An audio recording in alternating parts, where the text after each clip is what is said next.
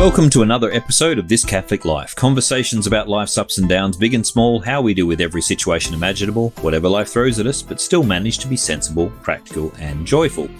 Today's show is Discerning the Spirits. How do we figure out the way forward by paying attention to ourselves and to the movements of the Spirit within us? I'm your host, Peter Holmes, and today I'm joined by Father Robin Koning. SJ, who I hope I've pronounced his name correctly there, is a member of the Faber Jesuit community and currently serves as Provincial Assistant for Vocations as well as working in young adult ministry. He previously taught systematic theology and philosophy as part of the faculty of the Jesuit Theological College and serves as Associus. Is that how I pronounce it? Indeed. Associus to the Provincial of the Jesuits in Australia and worked in remote Aboriginal parish in the Kimberley. He offers spiritual direction and gives workshops on Ignatian prayer and, crucially for today, on the rules for discernment of spirits. Welcome, Father Robin. Thank you, Peter. Before we get started, just a reminder that if you like the show, you should subscribe on your podcast app, and that way you won't miss an episode. Let's get right into it. Discerning the Spirits is something that I came across first as a young Lutheran seminarian. They tried to take us on a Ignatian retreat, or what they called an Ignatian retreat, but what I thought was a form of cruel and unusual punishment, and therefore I've had a bad sense of it ever since. But I have to say that I sat through a workshop that Father Robin gave in, of all places, the middle of New Zealand, and it gave me a very new and lively appreciation for this topic. So I'm going to enjoy this conversation with Father Robin about what St. Ignatius brought to the question of how we figure our way through these difficult questions. So perhaps if we could start, Father, with who St. Ignatius was, and probably just a brief introduction, because that's a long story in itself. And then why would we care about this particular set of rules that he's left us? St. Ignatius was a minor nobleman in the Basque Country in Spain, St. Ignatius of Loyola, born 1491, died 1556, I think. He is known as a master of the spiritual life, really. Not that he was always fully devoted to the spiritual life. He grew up Catholic, of course, being Spanish, but he lived a bit of a wild life in his earlier life until he suffered a major injury in battle and had a long convalescence back in the family castle in Loyola. And there, having the only things he had to read were a life of the saints and a life of Christ. He wanted to read books about knights and chivalry and doing great deeds, slaying dragons for women, things like that. But all he had was a life of the saints, a life of Christ. And in his reading of those, he enjoyed reading those as well as imagining his life of chivalry and doing great deeds and being a knight. But it's there that he began to notice. He says, "My eyes were opened a little." Just a very simple line, but in fact it led to the unfolding of this whole teaching, his own experience of, his teaching others about the discernment of spirits. Because what his eyes were open to was that these movements within his heart, the desire he had to do great deeds and he was very vain, as he admits himself, and to attract the attention of a particular woman, and his desire to do as St. Francis did or as St. Dominic did as he read the lives of the saints, that those desires, they felt the same at the time. But the first lot left him ultimately feeling dry when he stopped thinking about it. He didn't feel satisfied at all, whereas the second lot, thinking about imitating the saints, he was enlivened by those, he felt energized, and that seemed to continue, that lingered. And rather than being just random movements within him, he realized there was a pattern to these, and he recognized that these ones which gave him an abiding sense of life and desire to follow the things of Christ were coming from God, and he began to follow those. The good that he sensed in superficial things didn't last, but the good he sensed in things of more substance, really lasted, and he could sense that within himself. Exactly. Yeah. Would you say that's an instinct, or is it or are we? Because we're talking about spirits here. Yes, he when he talks about discernment of spirits at the very beginning, he talks about three elements. One's being aware of these movements. That's the first thing, and then understanding them, I suppose. So the understanding comes into being, and he gives them guides for the sorts of signs of what's going on. One of which is where it leads. And then doing something about it ultimately. instinct, I think, well, you don't want me getting onto epistemology and philosophy of knowledge now. I think it's a fairly ill-defined term, so I'm not sure where to go with that. Yes, of course. But he recognized, he was aware of what was happening within him, and he understood to some extent that where they were leading, where the abiding life was. Yeah. Right. Now, he's given us this, is it 14 rules for discernment of spirits? Yep. And they seem to be a guide for those very things that you talked about, a guide for actually figuring out whether these spirits, this movement, and I like that word movement, the movement within me is towards something good and abiding, or whether it's a fleeting or even a not good thing. Is that a fair comment, that all of the rules are focused in that direction to help us to discern those properly and then act accordingly? Yes, to discern and to act accordingly. Most of them, in fact, are about the action side. Right. They're about what he calls spiritual desolation. He talks about spiritual consolation, spiritual desolation, because it's often that those desolations, when we feel as though we're separated from God, we're not feeling as excited about the spiritual life as we might have been. At the feeling level, we don't have the drive towards things of the Spirit as we once did. And that can trip us up sometimes, especially earlier in the spiritual life, but throughout to some extent, wondering what's going on. Have I done something wrong? Is this a normal experience? Is that the St. Paul thing where he says the good that I want to do, I don't do, and the good that I think that's part of it. Although I think he's probably talking about actually not doing the good that he wants to do. Right. I think with spiritual desolation, it is a feeling, a movement of the soul. It's not yet at the level of any action that I'm taking. There's no shame in spiritual desolation. It can simply be at the level of feeling. I'm not feeling as though God is close to me.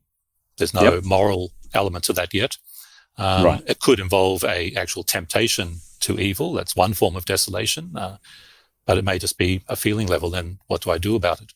So Ignatius offers guidelines saying we don't just need to be thrown around by these feelings or lose our footing as we so easily do, because part of the enemy's tactic is to confuse us, to confuse our minds as well. I'm in this state. What should I be? Something's gone wrong. What do I do? Suddenly everything that seems so clear is now unclear. The direction I thought I had just, I start second guessing myself. And all the clarity I felt I had in the spiritual life can suddenly go away. What do I do? And Ignatius gives helpful rules for what do I do. It seems to be a common experience for young people in particular, that they get a burst of enthusiasm about a particular direction, and then hang on, now I don't feel that, and I feel quite lost. And I'm giving that to young people, but perhaps we all feel it in various ways. I think we do. Where perhaps as we go on in the spiritual life, hopefully we're not as thrown by it once we have some experience of having gone through it a few times. And I would say with the sort of the guidance that Ignatius gives, but certainly earlier in the spiritual life, I go away on a youth retreat, a youth weekend, all fired up, some great talks, some great prayer experiences, some masses where I can really engage in a way I haven't before with mass. And I make a commitment to follow through on some things there. A week or two later, it's worn off a bit. I'm on my own, not surrounded by people, and I'm not feeling the same desire to pray that I felt there. Am I in sin? Have I done something wrong? Have I offended God in some way? Rather than realizing that this is a normal part of the spiritual life, which all Christians feel, that the saints felt, and not simply at the beginning of the journey, but throughout the journey. The enemy is constantly trying to trip us up. If I can relate this to a personal experience, I was not always a Catholic, and in my early life, the evangelicals were quite black and white about a number of things. And one of them was that in this particular group, not all evangelicals, but this particular group suggested that Christians didn't want to sin. It was something that was involuntary. It just happened sometimes. They had a kind of weird dualism going on, that your body somehow sort of pushed you in a different direction. But I had to be honest with myself and think, well, actually, no, I really wanted to do that. and it felt good, and I know it's wrong, and therefore I must not be Christian yet. And there was a real deep angst in that, because I wanted to want the right thing, but I could feel myself wanting the other, and detecting in myself that urge, if you like. There wasn't that clarity that you sense from the Ignatian exercises in the Discernment of Spirits.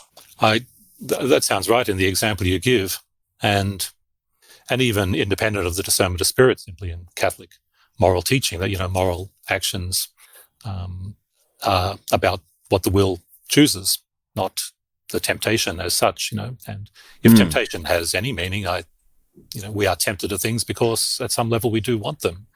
Yes, the devil can't tempt us to things which we have no interest in at all. I'm not tempted to go and watch car rallies or something. It's not a temptation for me. I suppose if I was really desperate and there was no other entertainment around, perhaps I would be. I would rather watch paint dry on a wall than watch cars going around in a circle. I think we share that particular indifference. But is it true that most temptations, we're getting a little bit off track here, but most temptations are to something that is good, and yet we're tempted to access it or try and achieve it in a way that harms other goods, or that hurts us ourselves in getting there. So, for example, I might be attracted to thoughts about a particular girl or something, and that's a genuine attraction in me that's part of the good of marriage and relationship. But if it's disordered, then it leads away from that good, ironically, away from the very good I'm trying to achieve, and undermines my good and the good of relationship. Exactly, yes. I think it was Augustine, wasn't it, who said sin is looking for the right thing but looking in the wrong places. Nobody wakes up in the morning and says, "What evil can I do today?" They're looking for the best thing they think is available to them, and St. Ignatius seems to give us a tool or two, a toolkit, in fact, to help us to discern what's good for us and what's not so good in the terms of the movements of it. But interesting, you said just before that this isn't necessarily about sin, it's about the directions or the movements within us. Can you elaborate a bit more on that? Well, he does deal directly with temptations, especially in the last three of the rules, 12, 13, and 14. We might come back to those, where he talks about the particular sorts of desolations which are actually temptations. But I think it's really important to realize that a lot of spiritual desolation, well, I wouldn't know how to quantify it really, but spiritual desolation in itself does not necessarily involve temptation.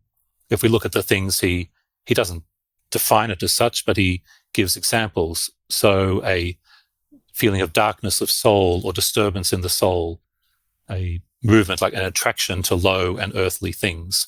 Again, that might be at the level of temptation.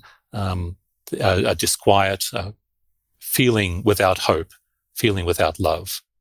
Now, we Catholics know, hope and love and faith, they are ultimately not feelings. They're about decisions we make.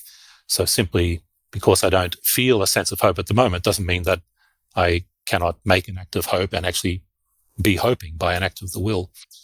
So the desolations in themselves are at the level of feelings and are not even necessarily temptations, let alone acting on the temptations. Right. That's why I say there's no shame in desolation. We can feel that it's something wrong with it, that I shouldn't be feeling this in the Christian life. But it is a time, Ignatius says, where God has withdrawn his favors. He's not sending the desolations. They come from the bad spirit. And we might look later at what he means by that. But God doesn't send them. But God withdraws his favors for particular reasons, which he also goes into. And none of those reasons is necessarily about some sin that I've committed. I'm just thinking now, in terms of a lot of the young people I've spoken to and talked to, that there seems to be almost an increasing level of sort of despair and anxiety amongst young people. How much of this, you've had a lot of experience in helping people to understand this discernment of spirits. Does this tend to help with that sort of thing? It does. It's important in the context you're talking about to recognize that Ignatius is talking about spiritual consolation, spiritual desolation. Right. The consolation and desolation themselves are, well, they're just, English words for consolation, a uplifting feeling of the heart. There are natural consolations we have in enjoying beauty, enjoying friendship, enjoying good food. Tim for some Tams. people enjoying car rallies or whatever. There could be natural consolations. Spiritual consolation, when he talks about it, is when I'm experiencing consolation, but in something that is directly pertaining to my spiritual life. Right. It is about a movement of faith, hope, and love. And the natural can be a springboard from which God grants us spiritual consolation as well. I can enjoy the beauty of a sunset without directly coming into my faith life, but it can also, and often is, a moment where the Spirit can move within me to have a sense of the awe at God, the Creator, of gratitude for this beauty, and there it becomes a spiritual consolation. So they're not disconnected, but they are separate realities. So is there a sense also in the sense of the physical experience too, that there's, so the sensation, if you like, of eating a Tim Tam is a nice thing, fairly short-lived, and in my case bad because I'm allergic to chocolate. Something, for example, like extended periods of pain can seriously affect our hope, if you like, sometimes our joy. They can, yeah. So it works for the desolations as well, that there are natural desolations. If I'm feeling pain, I'm feeling pain. If I, been working very hard and I feel tired, I can, feel a bit down, feel lethargic. They can be quite natural reactions, but the enemy can get in there and lead to a spiritual desolation, a lessening of hope, a discouragement. You think of the and that's not necessarily the case, I suppose. You think of some of the martyrs, as they're being martyred. There's no doubt that at a physical level, they're experiencing pain. Yes. Because they are so closely united to Christ, they are experiencing that union with Him there. So at a spiritual level, they are being consoled. These wonderful stories of martyrs who are praying, encouraging, exhorting the people around them to draw closer to Christ, turning their eyes in hope to God. So there's a whole lot of natural desolation happening there, and at the same time. So they're not necessarily connected, but it can be an opening. Consolation, natural consolation, can be an opening to spiritual consolation, and a natural psychological desolation can be an opening to spiritual desolation. That's why it's important to be careful of the basic human realities of our lives, which sometimes Catholics can ignore. It's all about the spiritual level, whereas we're always talking about grace building on nature. Sometimes I'm vulnerable to spiritual desolation because I just need to do some exercise. I haven't. Or you're tired. My body, or I'm very tired. I just need to sleep. Or hungry, or something like that. Exactly. Yeah. I think St. Teresa of Avila, didn't she say to one of the nuns who kept talking about how she falls asleep in prayer all the time, and she said, well, maybe you're not sleeping enough. It might be as simple as that. It's not an aversion to prayer necessarily. It could be that. I don't know how relevant this is, Father, but there's a story of one of the desert fathers who was, they found a monk who had fallen asleep in mass in choir, and they dragged him out to the desert father for his wisdom and said, what would you do with a brother who fell asleep beside you in mass? And he said, I'd put his head in my lap and sing softly. That's beautiful, isn't it? I love that, yes. Well, it's very consoling, that line of the psalm which says the Lord pours gifts on his beloved while they slumber. Yes. Yes. I've always wondered if I had a talent from that. Yes. Perhaps if we could have a look, give us an example of a particular rule and how it might, apply in these circumstances. So if we can't go through all 14 in a show like this, but let's just take an example of one of the rules and how it applies in our daily life. Yeah. I think as I said earlier, nearly all the rules, interestingly, are about desolation. In some ways, consolation deals with itself. You mentioned there are 14 rules. In fact, Ignatius has a second set of rules for a further stage of the spiritual life, where often the distinctions we need to make are between two goods rather than between, temptation and choosing the good. So they're more subtle, I suppose. But these 14 here are mainly about desolation. And I think one of the most important ones is, after his introductory comments and where he talks what is desolation, what is consolation, is the fifth one, which is probably the strongest in some ways, and it's the absolute ways in which he phrases it. And he says that in time of spiritual desolation, never make a change. He goes on to say, change of some decision that I've made when in a previous constellation.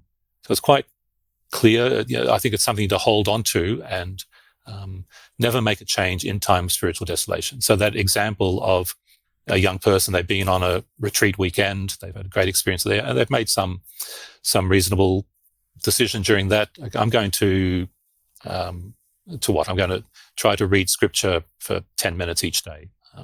That's something that they found helpful during the retreat time, and they drew life from. They had a sense as they're thinking about how to follow up that they'll do that.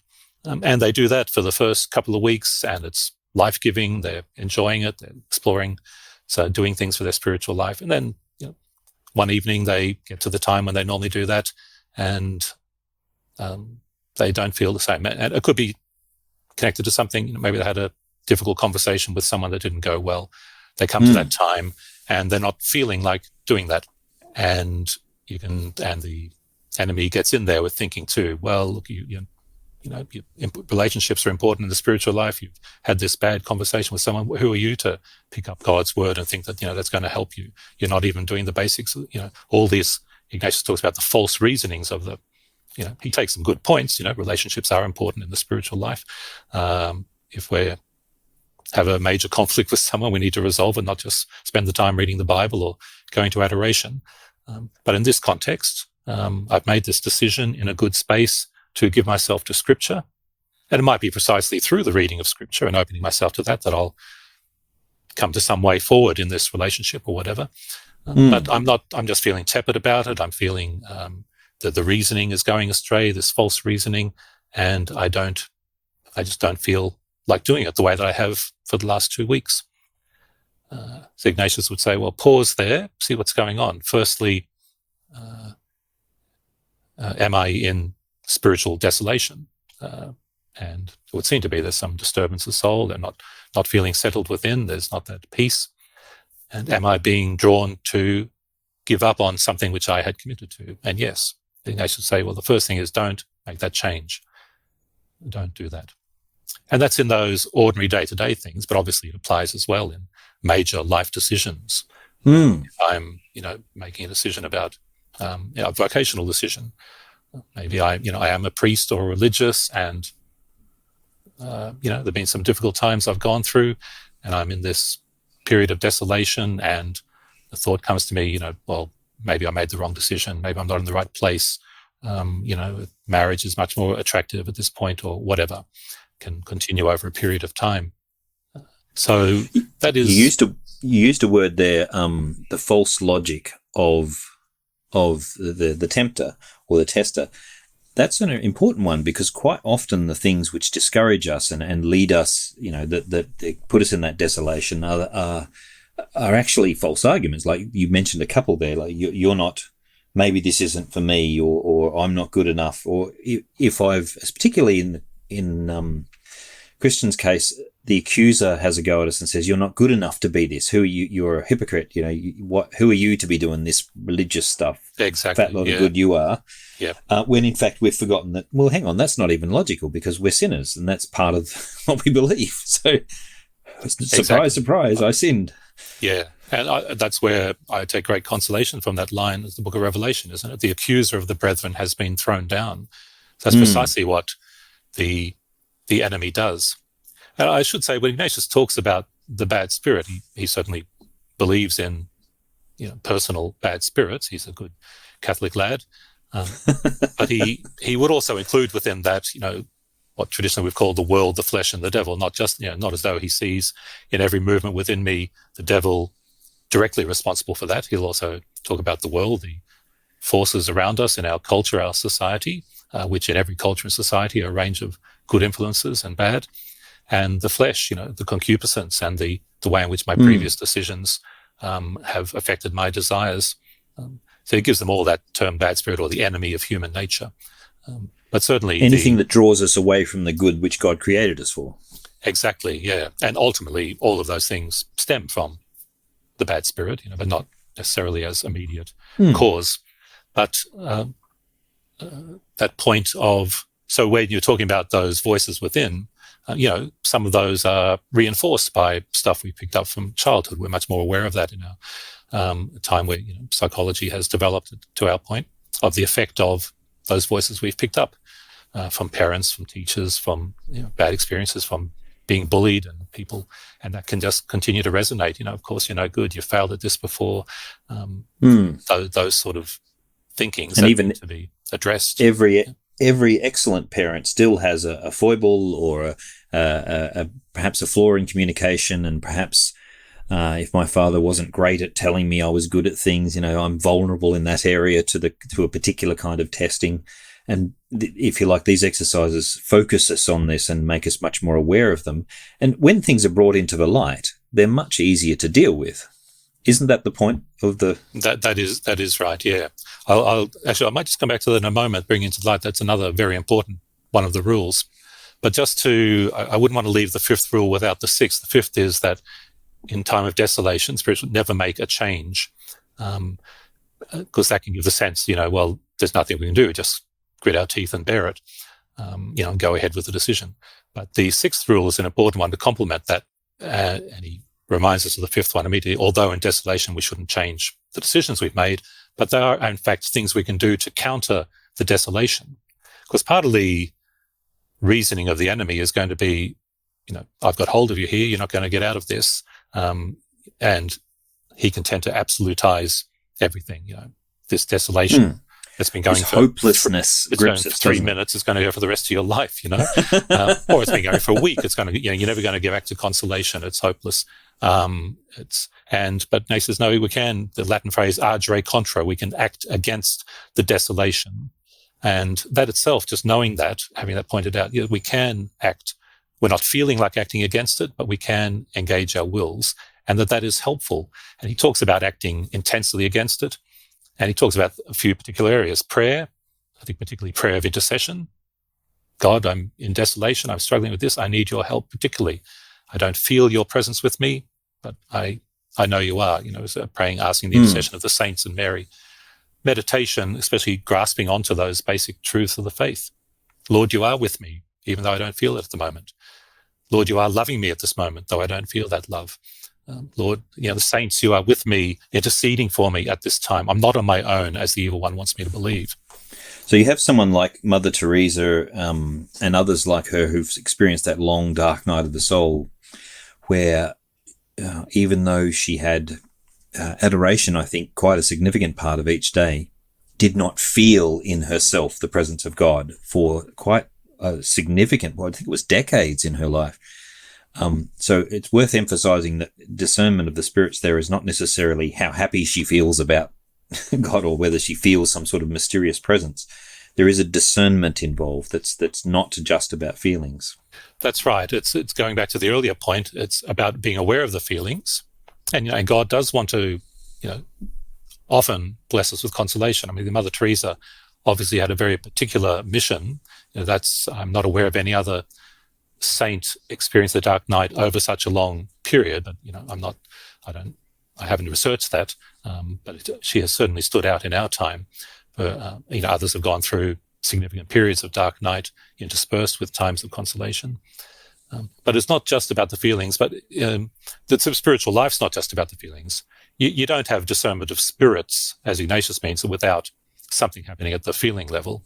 The question is, how do I understand that, and how do I respond to it? I mean, the basic, where he gives examples of consolation, it is about something at the level of feelings, as distinct from saying that is the only way in which God's grace touches us, or even the most important way that God's grace touches us.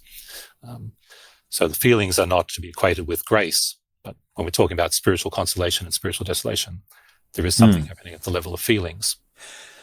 Now, you mentioned the bringing things into the light. Shall we come back to that? Yeah, and that's where Ignatius is talking in the last three rules more specifically about temptations.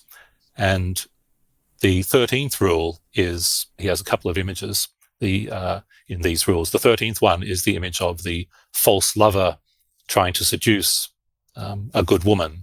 He says the daughter of a good father or the wife of a good husband. And of course, a seducer doesn't want their seductions made known.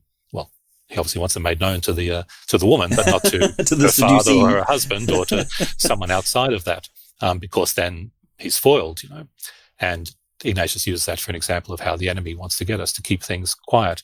And part of it can be that sense of, I'm the only one experiencing this. No one, especially earlier in the spiritual life, no one has ever experienced this. I should be joyful and happy and or waving perhaps my that hand it's shameful to experience this. Yeah.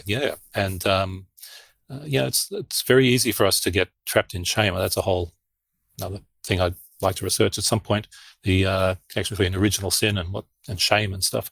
But bringing it into the light, because he talks very strongly about that the enemy will give up, just knows he's defeated in this particular way if we bring it into the light, which may be bringing it to a confessor or to a spiritual director. He talks about someone who knows something about the movements of the spirits. We can't always, especially talking about these day-to-day movements of the spirits, and that won't always be necessary. It depends how much of a hold it's got on us. But if it's something that is coming back and continues to have a hold on us, it can be good to bring it to the light. It might be a fellow Christian who knows something about these rules, and at least knows the language of them, and can simply encourage us, say, no, you are in spiritual desolation, and let's just remind each other of the things that we can do in these situations, and I can pray for you. And you. It sounds like something a good spiritual director would have a grip on. Yeah, I think spiritual director for the subtleties. Sometimes it's not too subtle, at least for an outside observer. You don't need to be advanced, but we can often struggle to see it ourselves because it is that false reasoning. You're just not good enough. Well, Jesus says, "Be perfect as your heavenly Father is perfect." That can, improperly understood, lead into saying, you're just hopeless, you're no good, you're not perfect. Yeah. Jesus says you've got to be perfect. Clearly you don't measure up, get out, son. Yeah. But as soon as you talk to someone about it, so I mention that because, it's not always easy to find a spiritual director or to have access to one.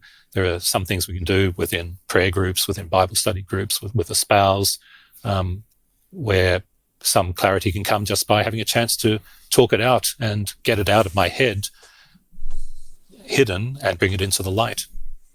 It's probably a good time then to visit the question of how do we get access to this kind of wisdom, because my immediate response, being who I am, was to reach for a book and read an entire book on it and then read about someone else's commentary on the book. But what I've found is that that's not always as helpful when you're dealing with this kind of thing. You need someone to guide you through it, or you need someone to help you look at yourself, so to speak.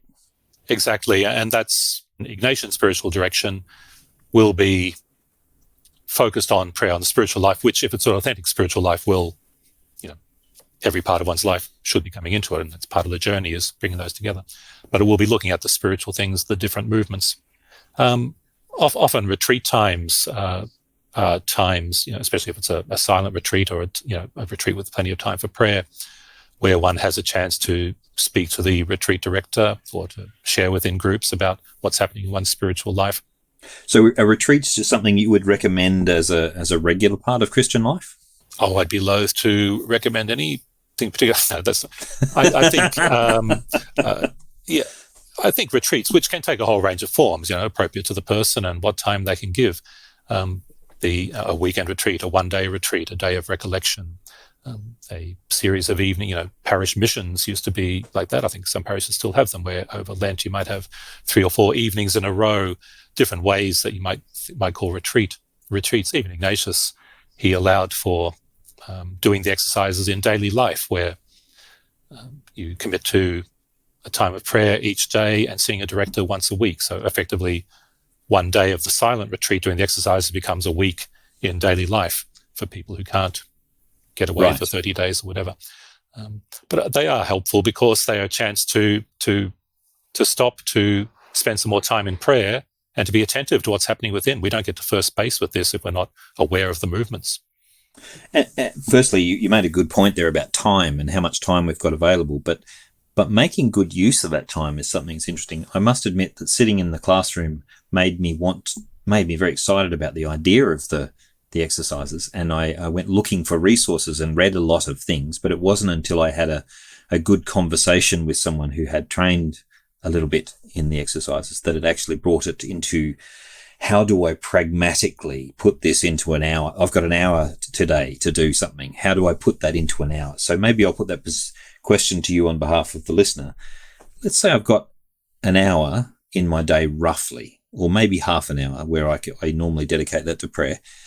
Is this a practical part of that? Could this fit into my discernment and spiritual life? It could, but I think it probably would come in more at the level of reflecting on the prayer afterwards. Right. Ignatius is very keen, certainly when you're doing a retreat, you would do your, doing the spiritual exercise, you do 4 or 5 1-hour prayer periods during the day, for which you'd be a bit of preparation. You don't just go in and start cold. You've looked at the passage beforehand and considered what you're going to be doing. You have the hour prayer, and then you spend maybe 10 or 15 minutes afterwards, perhaps with a journal, reflecting on what was happening in that prayer. Because even the, very powerful movements of the Spirit, we can lose the nuances of them. Within a week or so, we might have even forgotten them, as life gets busy again. But to notice it, and that would become what you would talk to your director about. What were the movements there? So I'm applying these rules in the sense of, well, what was happening when I took this passage of scripture? How was I feeling? So if someone was doing this over a week, would it help, for example, to keep a spiritual diary or something like that? Very much, yeah. Unless you got a very good memory. No, I can't remember what I said 5 minutes ago. Partly for one's own benefit. I wax and wane with my own faithfulness to the journaling side of reflection on prayer, but it is helpful in the sense of, I get the sense from Ignatius, I can't remember if I've heard him quoted on this or what, but, if you had an hour to give to prayer and that's all you had, you didn't have time for reflection afterwards, then make it 55 minutes of prayer and 5 minutes of reflecting on what's happened, sort of thing. Right. He saw the importance of that because that's where we start to get in touch with this language within us, which is going to be personal to each of us of this movement. For talking to a spiritual director about, but even coming back to sometime later, I look back over 3 months of my journal, there has actually been this consistent movement of this thing that I'm drawn towards. I think it's important to recognize. I was just reading something from Pope Francis earlier on about the positive. It's not simply about giving the bad spirit the boot. That's certainly very important because that's where you get tripped up. But he says, he makes the point, it's not just about life-changing decisions, discernment in that sense. We need it at all times, lest we fail to heed the promptings of his grace and disregard his invitation to grow. So it's not just being aware of where the enemy is coming in with desolations, but the consolations may be pointing to something. They might just be for that moment, God reinforcing his love for me. But I may begin to recognize a drawing towards some initiative or some movement or how to to give more time to the family. It makes sense that rather than just be scared about what might trip us up, but to actually look for the good thing, that's absolutely makes sense. Keep your eyes open and be ready to take the opportunities that come. I think in terms of your question about the growth in the spiritual life, Ignatius' prayer, the examine prayer, which is it's grounded in an examination of conscience, but goes beyond that to not simply look at where have I failed in my conscience or have I sinned, but to look at these movements of the Spirit.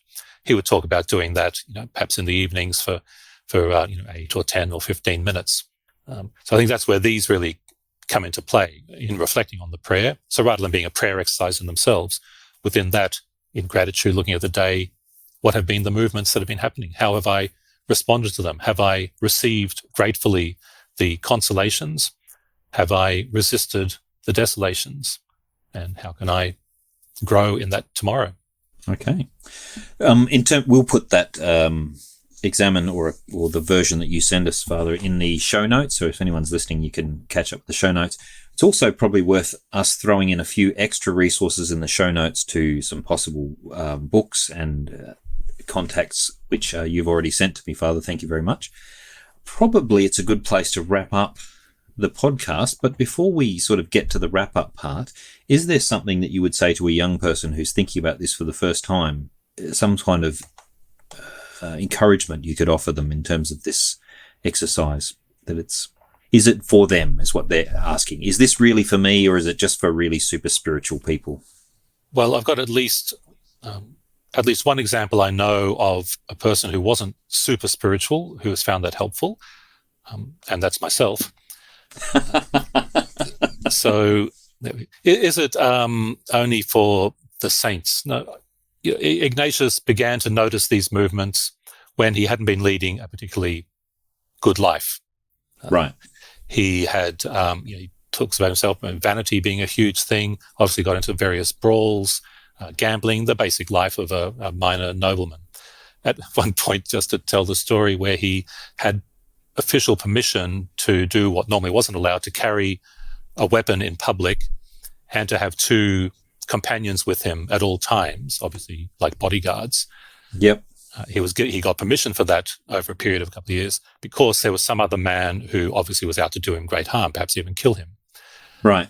Now, it's not clear what this man had against him, but we can imagine the sorts of things it might be that another young man wanting to kill or seriously injure. So that's the sort of life he was leading. He's on his bed. He's starting to show a bit of interest in the spiritual life because he's reading the lives of the saints, but that's going to be forced upon him for lack of anything else.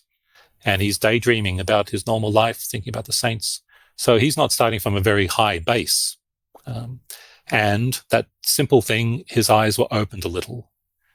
But if we think about Timothy Gallagher and his books, Father Timothy Gallagher on these things says, just imagine what would happen if he hadn't attended to that, his eyes being opened a little, even in the state he was in of his spiritual life at the time. All that has flowed from that in what he's shared of his spiritual life, the foundation of the Jesuits, St. Francis Xavier, going to all his missionary work, everything that has flown from that.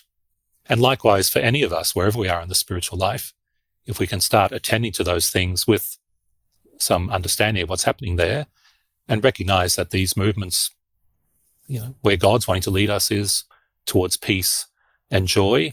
And there might be a fair bit of hard work to do on the way as we grow in those things. But a huge part of the battle, Father, in that, even though it's hard work, most people aren't averse to working hard if they believe it's good enough for them. The hardest part is knowing where to start and knowing what to do when you're actually involved in it. So seems to be kind of a very valuable tool, especially for the young people starting out. Yeah. And I think the very easiest thing, it's only a few pages, is to read through the rules themselves. Yeah. And then I mentioned Father Timothy Gallagher. I just put in a plug for him. I think in terms of learning more about this, he's got podcasts, which I think are in the notes, as well as books if you like listening. But I find him very helpful because, as well as going into some detail about the actual text of the rules and realizing how precisely worded they are, he has a whole range of examples from ordinary people he's interviewed, he's given direction through to saints of their experience of each of these rules. And I find that a very helpful way to learn more about them because they're fleshed out. Good. Yeah, we do seem to learn from stories and examples much more powerfully than just simply rules. Although when you unpacked them for me in that workshop, it was very helpful. Thank you. That's it for this week's podcast. If today's discussion got you thinking or arguing with your podcast device, let us know. You can subscribe to the podcast at thiscatholiclife.com.au or drop us a line on any one of the social medias, Twitter, Instagram, Facebook, Discord, and find all the links we mentioned in the show notes on our website. Be sure to review us on iTunes. Remember, this is a uniquely Australian Catholic podcast, and we think that's an idea worth getting behind. So tell your friends. Now, before we go, Father, we normally give your guests an opportunity to shout out to somebody. Do you have anyone in mind? You do indeed. Well, I'm the vocations promoter, so the guys I'm in touch with who are inquiring about Jesuit life, I won't mention by name, obviously, but a shout out to all of you if you happen to be listening. And my shout out is for those people who had that period of desolation, particularly in the COVID situation. They're feeling a bit low and it's confusing not knowing what's going on inside oneself. Shout out to you, and a little bit of hope, hopefully, in this topic, that this might be a way to start to know yourself better and also to know God better. That's it for now. Thank you for listening to This Catholic Life.